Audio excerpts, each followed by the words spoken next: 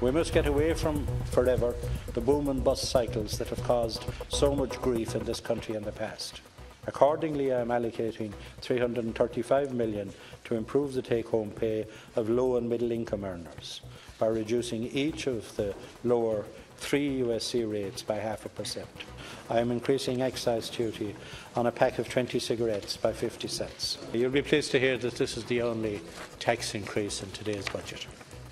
In all markets, supply increases to meet demand, and the Help to Buy scheme will increase the demand for newly built houses by assisting first-time buyers to put a deposit together. In 2015, I increased the income ceiling that applies under the rental room scheme by $2,000. I am increasing it by a further $2,000 this year to bring it to $14,000 per annum. This will allow homeowners to rent out additional rooms at current average rental prices while remaining within the scope of the scheme. I am pleased to be able to inform the House that the state pension will rise by €5 per week from March.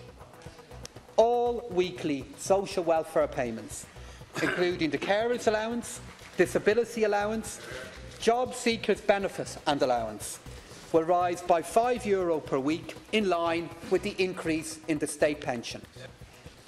The proposed additional recruitment of close to 4,500 additional frontline staff, such as nurses, Gardaí and teachers.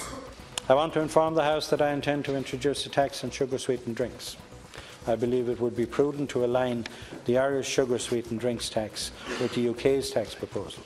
Health is also a core priority of our programme, and I am announcing increased spending of €497 million for health in the estimates for 2017.